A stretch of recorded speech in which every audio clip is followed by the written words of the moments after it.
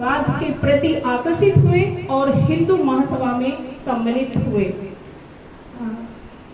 तो यहाँ पर अभी हमने राजनीतिक बहुत सारे उन्होंने कार्य किए, मुस्लिम लीग में उन्होंने कार्य किए।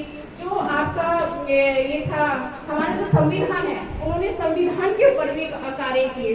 तो यहाँ आगे उन्होंने देखिए मुस्लिम लीग है, मुस्लिम लीग जो राजनीति से बंगाल का वातावरण दूषित हो रहा था, वहाँ सांप्रदायिकता विभाजन की नौबत आ रही थी।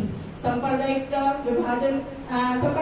के लोग ब्रिटिश सरकार पर प्रोत्साहित कर रही थी। ऐसी विषम परिस्थितियों में उन्होंने यह सुनिश्चित करने का बीड़ा उठाया कि बंगाल में हिंदुओं की उपेक्षा न हो।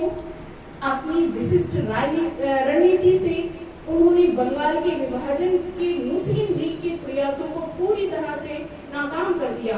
1942 में ब्रिटिश सरकार ने विभिन्न राजनीतिक दलों के छोटे बड़े सभी नेताओं को जेलों में डाल दिया।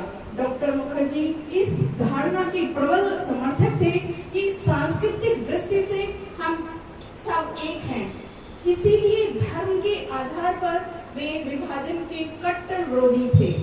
वे मानवता के विभाजन संबंधी उत्पन्न हुई परिस्थितियां ऐतिहासिक और सामाजिक कारणों से थी।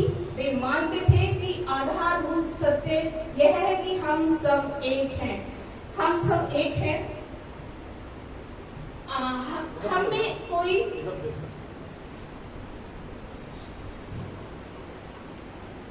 हम सब एक हैं, इसीलिए धर्म के आधार पर वे विभाजन के कट्टर विरोधी थे। वे मानते थे कि विभाजन संबंधी उत्पन्न हुई परिस्थितियां ऐतिहासिक और सामाजिक कारणों से थी। वे मानते थे कि आधारभूत सत्य यह है कि हम सब एक हैं।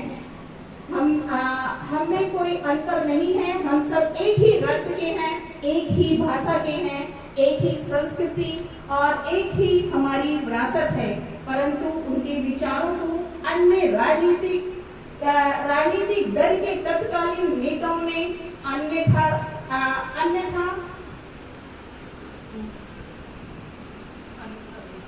रूप से प्रसारित किया।